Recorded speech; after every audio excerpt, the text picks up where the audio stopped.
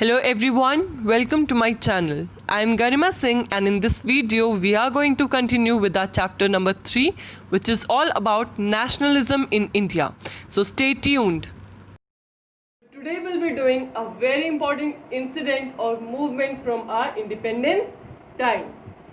So talking about our India's independence, when we talk about several freedom movement, non-cooperation movement is a very important and a significant event during the time. Okay. So जब मैं बात करती हूँ non cooperation movement, इससे पहले वाली video में मैंने आपको बताया था 3 ऐसे इंसिडेंट्स जो हमने शेयर किए थे जिसकी वजह से एक बड़ी मूवमेंट निकल के आएगी which is our non cooperation movement.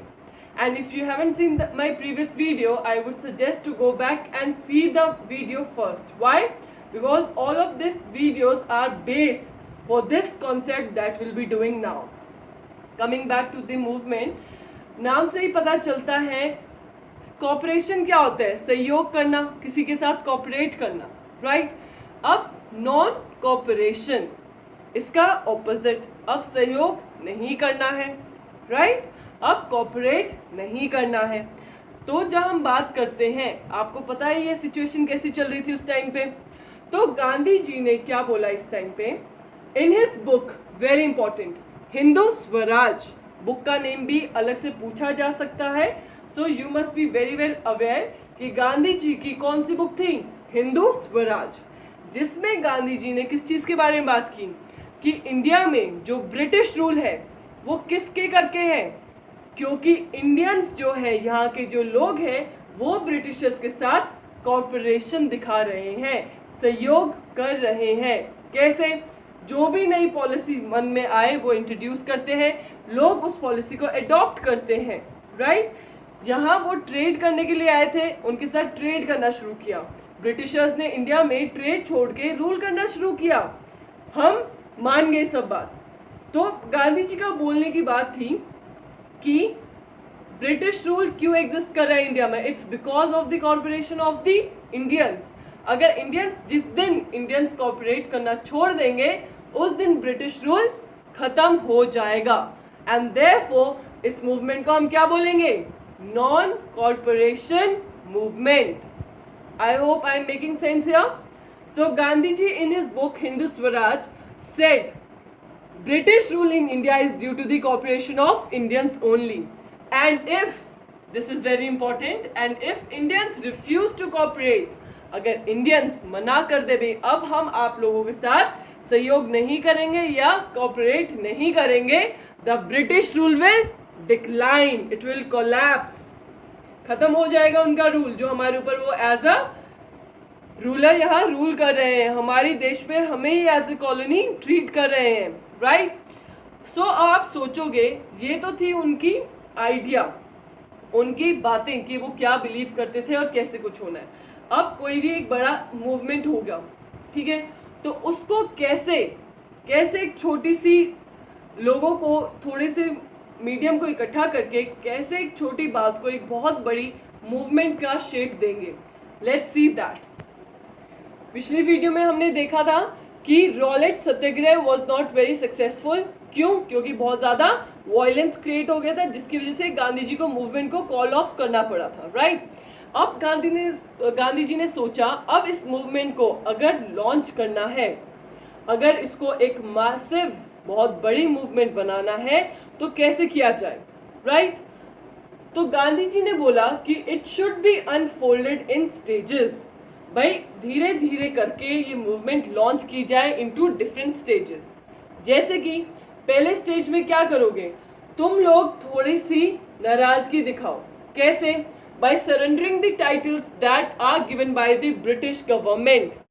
जैसे कि बहुत फेमस पर्सनालिटीज थे, Surendra Nath Banerjee and many more people, जिनको गवर्नमेंट ने रिकग्नाइज किया था उनके डिफरेंट वर्क के लिए, लिटरेरी वर्क, पोइट्री वर्क, सब चीज़ों के लिए.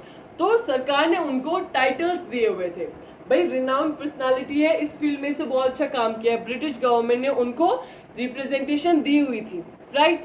तो पहले बोला गांधी जी ने पहली स्टेज क्या है, स्टार्ट सरेंडरिंग द टाइटल्स. मना कर दो, जिनको जो टाइटल मिले हैं उनको वापस कर दो ब्रिटिश सरकार को, बोलो हमें नहीं चाहिए आपकी रिकग्निशन.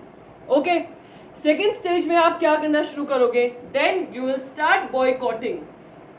वो चीजें मत यूज करो जो उनकी है।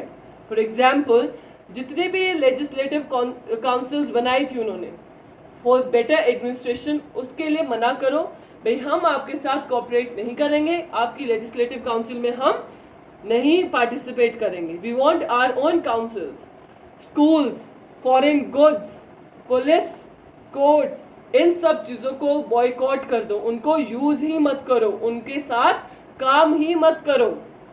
और इससे अगर क्या होगा, तो अब तुम लोग नाराजगी दिखाओगे, तुम मना करोगे, तुम कोऑपरेट नहीं करोगे, ऑब्वियस है गवर्नमेंट क्या करेगी, government will try to repress you. और जैसे ही गवर्नमेंट रिप्रेशन स्टार्ट करेगी, we will launch a bigger movement which will be full disobedience movement. आई बात समझ में? तो दीज वर द स्टेजेस जब गांधी जी ने सोचा कि हम नॉन कोऑपरेशन मूवमेंट को कैसे लॉन्च करेंगे इनटू डिफरेंट स्टेप्स। तो हमने गांधी जी के आइडिया को समझा, लेकिन there were some of the challenges की मूवमेंट को तब लॉन्च करना था, तो थोड़ी सी बहुत ज़्यादा प्रॉब्लम्स थी कुछ जो हम फेस कर रहे थे उस टाइम पे। And some of the challenges were जो leaders within the Congress were reluctant to boycott the council election. जो लीडर्स थे कांग्रेस के, कुछ लीडर्स ऐसे थे जो कि काउंसिल इलेक्शन जो होने वाले थे, विच काउंसिल इलेक्शन, लेजिस्लेटिव, ओके, जिनसे उनको एडमिनिस्ट्रेशन में सीट मिलेंगी, ओके। तो कुछ लीडर्स ऐसे थे जो ये काउंसिल इलेक्शन को बॉयकॉट नहीं करना चाहते थे, मतलब वो स्किप नहीं करना चाहते, कोई भी चांस नहीं छोड़ना चाहते to get into the administration. Second was some of them feared violence. कुछ लोगों को डर लग रहा था कि जैसे रॉलेट सत्याग्रह के टाइम पे कितने ज़्यादा वायलेंस हो गए थे, कहीं फिर से कोई वायलेंस तो नहीं हो जाएगा, मूवमेंट फेल तो नहीं हो जाएगी। डिबेट चालू हुए, डिबेट के अंदर डिबेट सपोर्टर्स ओपोनेंट, डिबेट के अंदर किसको सपोर्ट किया, ओपोनेंट्स को सपोर्ट करना शुरू किया, ऑपोजिट पार्टी को सपोर्ट किया जा रहा था, तब डिबेट हो रही थी। But finally we have seen in the Nagpur session in December 1920, आपको पता चला कि दिसंबर 1920 में एक और कांग्रेस सेशन हुआ। कांग्रेस सेशन कैसे है मैंने आपको बताया है पहले भी पिछली वीडियो में। तो कांग्रेस सेशन कहाँ हुआ इस बार, नागपुर में, और कौन सी टाइम पीरियड में, 1920 की बात है, इन दिसंबर 1920। इस सेशन के दौरान finally we all agreed and national cooperation was adopted. इस मूवमेंट को लॉन्च करने का सोच लिया और कर भी दिया। अब नेक्स्ट क्वेश्चन आएगा दिमाग में कि मूवमेंट देख ली, कैसे मूवमेंट बनी, कैसे लॉन्च हुई, क्या चैलेंजेस थे, कैसे ओवरकम हुए। अब क्वेश्चन क्या आता है, हु ऑल पार्टिसिपेटेड, कौन कौन लोग थे जो इसके अंदर जिन्होंने पार्टिसिपेट किया, कौन फेमस पर्सनालिटी है। जब हम नॉन कोऑपरेशन की बात करते हैं तो किन किन का नाम सबसे ऊपर आता है। ऑल्सो हम देखेंगे कि ये जो मूवमेंट थी दो साइड पे हुई, टाउन्स में भी and also in the country side, okay. तो दोनों साइड देखेंगे कि नॉन कोऑपरेशन मूवमेंट इन टाउन्स कैसी थी और एट कंट्री साइड कैसी थी, और कौन कौन लोग थे जिन्होंने पार्टिसिपेट किया। Then now let's discuss the non cooperation movement in the towns. मैंने बताया ना दोनों साइड आई थी मूवमेंट, दोनों साइड बहुत इंपॉर्टेंट है, देखेंगे किस किस ने पार्टिसिपेट किया।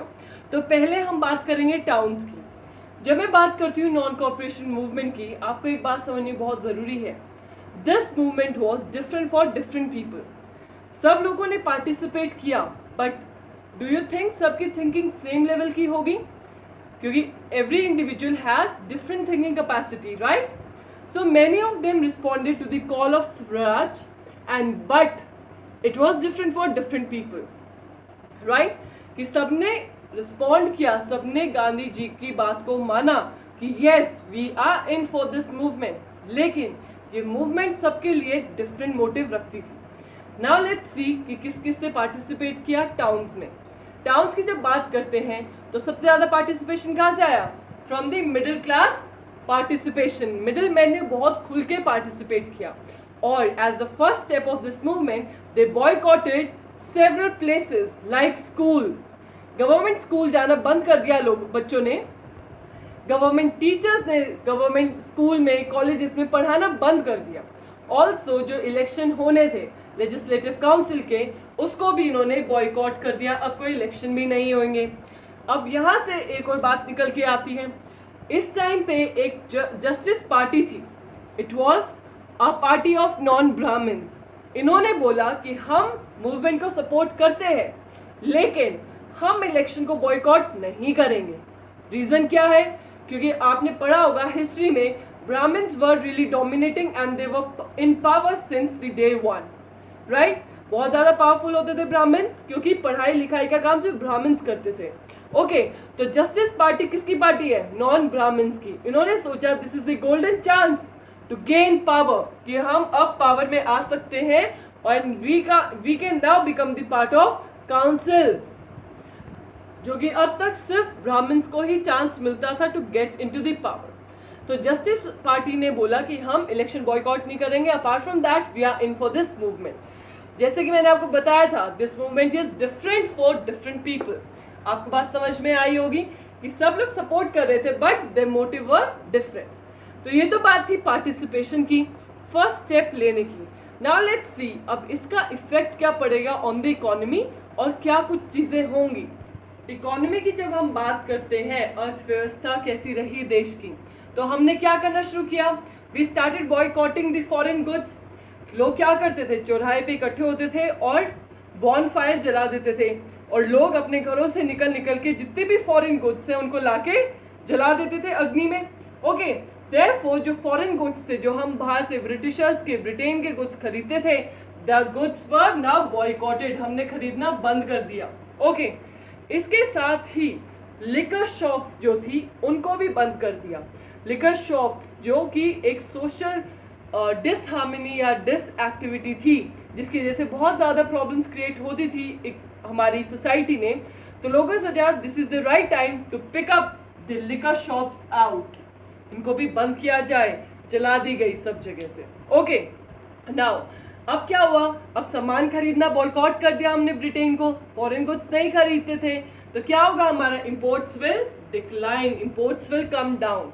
And you want imagine that कितने डाउन आया होगा, कितना डिक्लाइन हुआ होगा इंपोर्ट में। दैट इन 1922 हमारे इंपोर्ट्स डायरेक्टली 50% डिक्लाइन हुए, and this is a big number, right? And also इससे किसको फायदा होगा?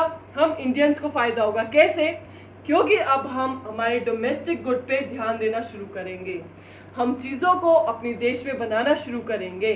अब जैसे कि पहले हम जो मिल्क प्रोड्यूस गुड्स यूज़ करते थे, जैसे कॉटन टेक्सटाइल आती थी, वहाँ से प्रोडक्ट आते थे मशीन मेड, उनको बंद करके अब हम इंडियन टेक्सटाइल पे ध्यान देंगे, लाइक दैट ऑफ खादी, जिसकी वजह से क्या होगा? Production of Indian textile will increase. Okay, ये तो था effect on the economy. Now you must be wondering कि सब चीज़ें सिर्फ पॉजिटिव हो, how is it possible, right? तो कुछ लिमिटेशंस तो रही होंगी। Now let's discuss what were the limitations of NCM in the towns. हमने देखा जो नेशनल नॉन कॉपरेशन मूवमेंट जो लॉन्च की गई थी, it gradually started to slow down, धीरे धीरे करके मूवमेंट खत्म होने लगी। कहाँ? सिटीज के अंदर। And what were the two reason? There were the two major reason. पहला तो था जो हमने इंडियन टेक्सटाइल की प्रोडक्शन इंक्रीज की थी, that we started using khadi clothes. जो ये खादी क्लोथ्स थे दे वर एक्सपेंसिव, महंगे पड़ते थे। Okay, then the mass produce milk good, जो मशीन मेड गुड्स आते थे वो बल्क में लॉन्च किए जाते थे मार्केट में, प्राइस कम रहता था और बहुत जल्दी बन के तैयार हो जाते। Whereas जब खादी क्लोथ्स बनाते थे, it took time. And also major reason behind khadi was people why they were not preferring more of khadi with time because it was expensive. बहुत महंगा पड़ता था खादी। एंड सेकेंडली हमने एक और बात पढ़ी थी कि हमने इंस्टीट्यूशंस को बॉयकॉट करना शुरू कर दिया था, like that of schools and colleges. पर बॉयकॉट तो कर दिया, लेकिन हमारे पास कोई ऑल्टरनेटिव इंडियन इंस्टीट्यूशन नहीं था कि हम ब्रिटिशर इंस्टीट्यूशन नहीं जा रहे हैं, तो क्या इंडियन इंस्टीट्यूशन है जहां हम जाके एडमिशन ले लें ताकि पढ़ पाए? Answer was no. इसलिए हमने देखा in cities the non cooperation movement gradually with time started to decline. it slowed down in the cities. In this case, what happened in the town side or the city side? Now let's see the non-cooperation movement towards the countryside or the rural area. अब बात करते हैं towards the countryside. जब मैं बोलती हूँ countryside का मतलब है towards the rural area, right? तो हम देखेंगे विलेज साइड में कैसा कुछ सिनेरियो था, नॉन कॉपरेशन मूवमेंट को लोगों ने कैसे लिया और किस किस ने पार्टिसिपेट किया. जब मैं बात करती हूँ participation, so participation was by the peasants as well as the tribals. Okay, दोनों ही बहुत इंपॉर्टेंट है, एक एक करके देखेंगे. पहले हम बात करते हैं पीजेंट्स की, उसके बाद बात करेंगे हम ट्राइबल्स की. ओके, जब मैं बात करती हूँ पीजेंट्स की तो हम एक जगह की बात करेंगे, अवध. ओके, अवध के अंदर there was this personality Baba Ramchandra who was an indentured labour who was taken to Fiji. Okay, indentured labour मतलब जिनको ब्रिटिशर्स एज अ लेबरर्स ले जाते थे टुवर्ड्स द अफ्रीकन कॉन्टिनेंट और वहाँ फोर्स्ड लेबर की तरह काम करवाते थे, right. So when he return to India he started this movement towards the countryside in the Awadh region. He led the peasants against the talukdars and the landlords who demanded high rents. मैंने आपको क्या बताया था, non cooperation movement दो एक movement same है but it was different for different people, right. हमने cities में देखा कि लोगों ने कैसे ब्रिटिशर्स के अगेंस्ट आवाज उठा रहे थे, but towards the countryside the scene was totally different. यहाँ पीजेंट्स किनके अगेंस्ट थे? They were against the taluqdars, the landlords who were Indians but basically exploiting the poor peasants और द फार्मर्स. ओके, तो आपको एक कॉमन चीज समझ में आई होगी, आवाज किसके खिलाफ उठाई जा रही थी? इनजस्टिस, अन्याय के खिलाफ, right. Towards the cities, it was against the Britishers, and towards the countryside, it was against the talukdars and the landlords who were the Indians, right? और क्यों उन्होंने ये मूवमेंट लेड की थी, क्यों चालू की? बिकॉज ये जो तालुकदार्स हैं, जो ये लैंडलॉर्ड्स है, कौन है ये लोग जिनके पास बहुत ज़्यादा ज़मीनें थी, उन्होंने क्या करना शुरू किया? पीजेंट्स, पुअर फार्मर्स, उनसे they started demanding high rent, बहुत ज़्यादा रेंट डिमांड करना शुरू कर दिया. अब क्या होगा? ये तो मूवमेंट चालू होगी, they will also demand reduction in revenue. भाई जो इनकम हो रही है ये बड़े बड़े लैंडलॉर्ड जमींदार्स की, इनके रेवेन्यू कम होनी चाहिए, इनको प्रॉफिट कम होना चाहिए. And also very important, abolition of begar system. बेगार क्या होता है? बेगर से आप रिलेट कर सकते हो, बेगर क्या है? कोई भीख मांग रहा है. And begar is the extreme version of that. जब हम किसी को फोर्सफुली एज अ लेबर हम उसको हायर करते हैं without paying any wages. Okay, इसमें क्या होता है? जैसे ब्रिटिशर्स आते थे यहाँ से फोर्सफुली लोगों को अफ्रीकन कॉन्टिनेंट ले जाते थे in order to make them work on the plantation. Okay, तो वहाँ उनसे काम करवाते, जोर ज़बरदस्ती से वहीं रखते थे, ना घर वापस आने देते, ना फैमिली से मिलने देते थे, राइट. तो क्या होता है, उन्होंने बोला कि ये जो बेकार सिस्टम स्टार्ट किया हुआ है, जो तुम लोगों को बंधवा बना के ले जाते हो without paying wages, you are asking them to work for hours and hours, इस चीज़ को ख़त्म करो. एंड ऑल्सो उन्होंने बोला जो ये सोशल बॉयकॉट है ऑफ द ऑप्रेसिव लैंडलॉर्ड, कि लैंडलॉर्ड है तो ये अपर क्लास है और जो खेत में काम करते हैं, जो गरीब हैं, दे आर द पुअर और they are the untouchables. Okay, इस चीज़ को, ये जो सोशल बॉयकॉट तुमने करके रखा है, किन्होंने किया हुआ है? इन लैंडलॉर्ड्स ने, जो कि बहुत ज़्यादा ऑप्रेसिव थे, अपने से ऊपर किसी को नहीं समझते थे. तो इस चीज़ को भी आप लोग ख़त्म करो, राइट.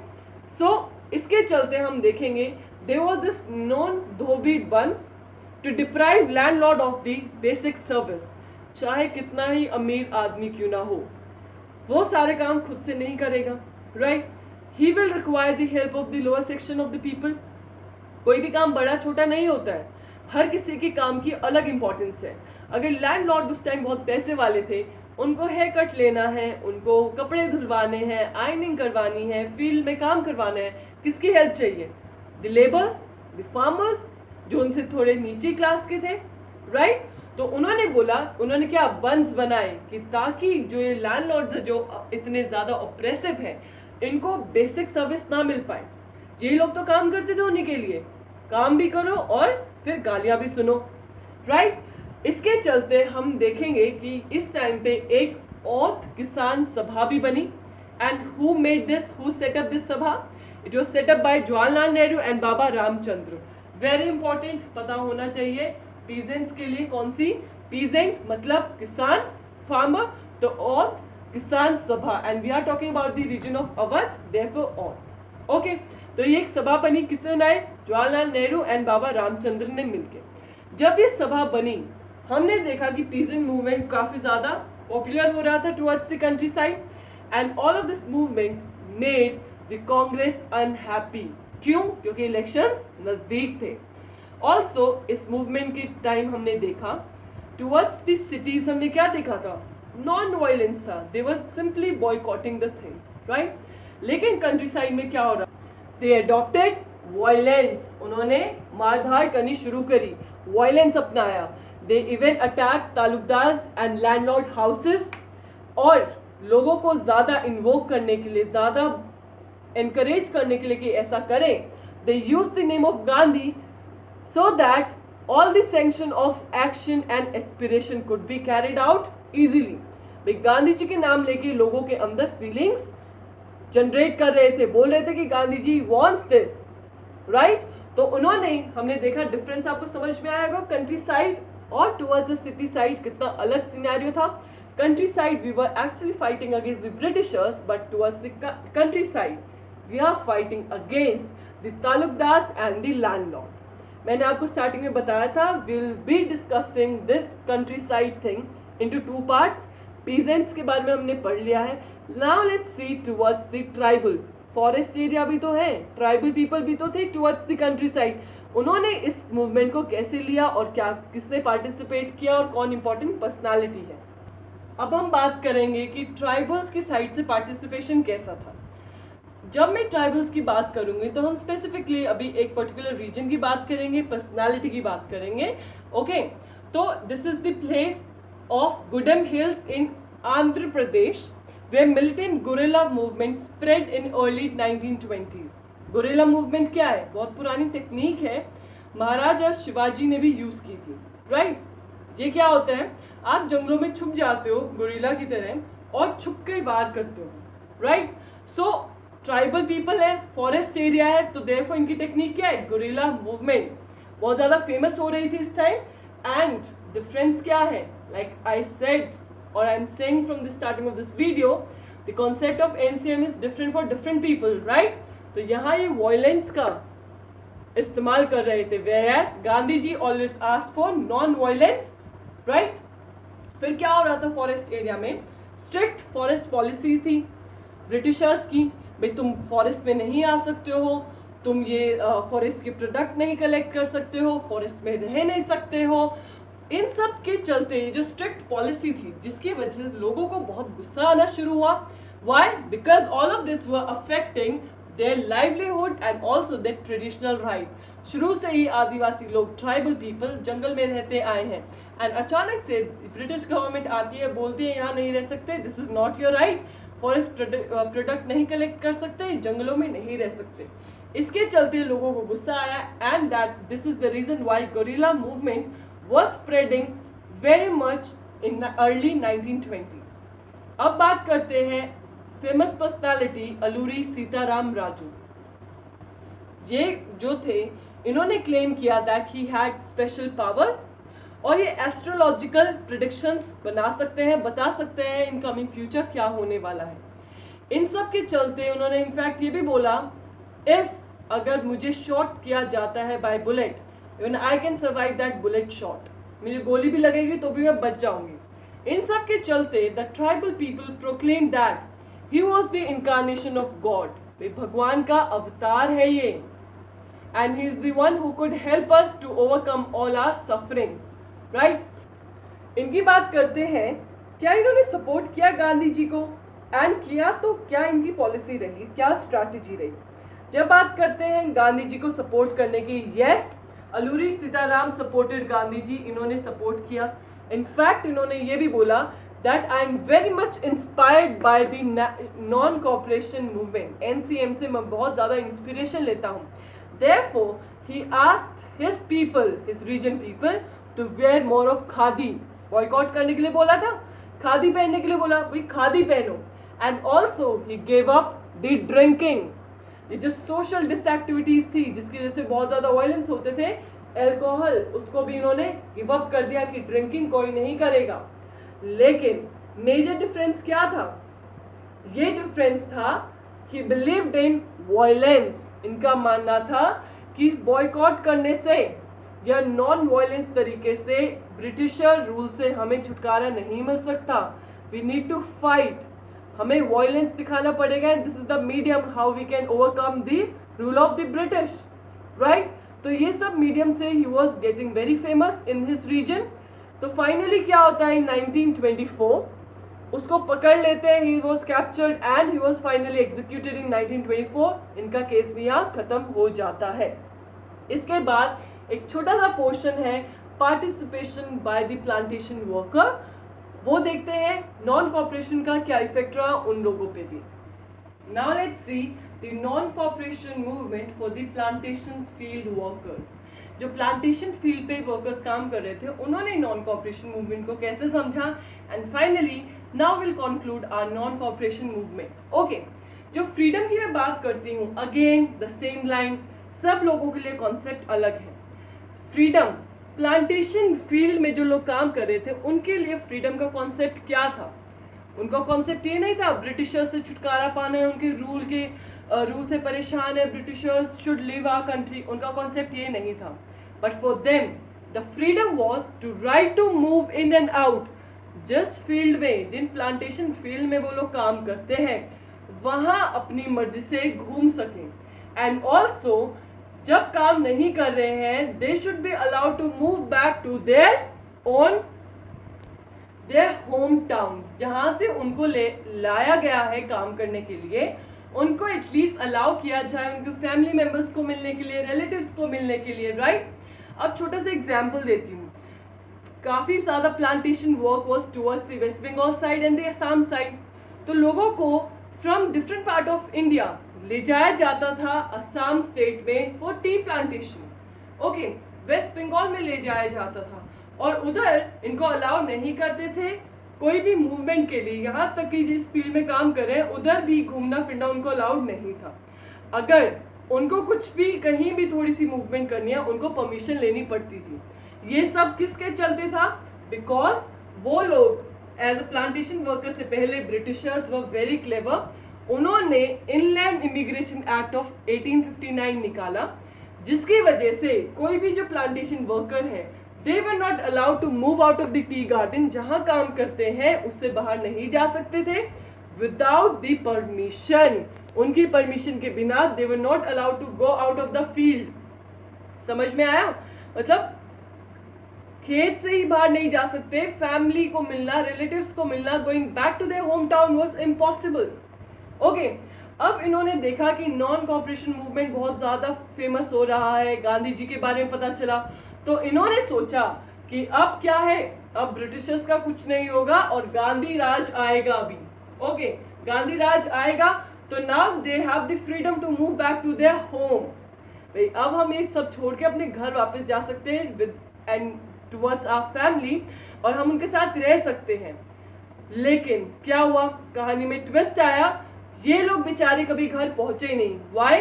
क्योंकि ऑल ओवर इंडिया वायलेंस चल रहा था, पुलिस के साथ भी नहीं सब ठीक चल रहा था, and they were caught up by police and beaten up. उनको पुलिस ने पकड़ लिया। पुलिस किसकी है? ब्रिटिशर्स की। उनको पता चला कि ये लोग तो फील्ड से, प्लांटेशन फील्ड से भाग के आए हैं, उनको पकड़ लिया गया और मारा गया। लेकिन इस सब का इम्पैक्ट क्या है? ये तो प्लांटेशन वर्कर्स के बारे में थे, इन सब के बारे में हमने पढ़ा कि टाउन में कैसे था, सिटी में कैसे था, प्लांटेशन फील्ड में कैसे था। As a result, as a conclusion अगर मैं बात करूं तो इसकी वजह से ऑल ओवर इंडिया एजिटेशन आया, लोगों में अवेयरनेस आई, लोगों ने विरोध किया, ब्रिटिशर्स का किया और सारे इनजस्टिस का किया, राइट। एंड ऑल्सो इस टाइम पे हमने देखा स्वतंत्र भारत करके ऐसे स्लोगन्स, नारे लगाए जा रहे थे।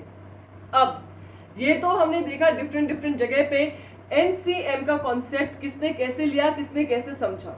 अब बात करते हैं कि ये मूवमेंट कब खत्म हुई और कैसे बंद की गई। Okay, very important, Listen to it very carefully, even underline it in your book.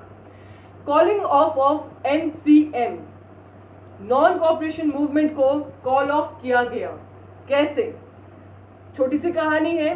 एक चौरी चौरा इंसिडेंट होता है. It is the place in UP. 1922 में ही होता है. यहाँ क्या है, एक पीसफुल प्रोसेशन चल रही थी. मतलब लोग इकट्ठे हुए थे, एनसीएम का कॉन्सेप्ट चल रहा था नॉन वायलेंस तरीके से. यहाँ हमने क्या देखा, पुलिस आती है और आके लाठी चार्ज कर देती है. बहुत लोगों की मार पिटाई होती है. इसकी वजह से एक वायलेंट क्लैश निकल के आता है between the police and the people there. हाथापाई होती है, लोगों का नुकसान होता है.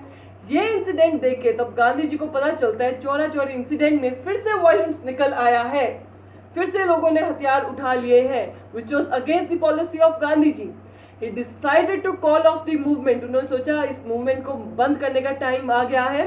He was happy कि इतने सारे लोगों ने मिलके सपोर्ट किया, लेकिन सपोर्ट तो किया लेकिन कॉन्सेप्ट नहीं समझ पा रहे हैं कि हमें वायलेंस नहीं अपनाना है, हमें नॉन वायलेंस अपनाना है.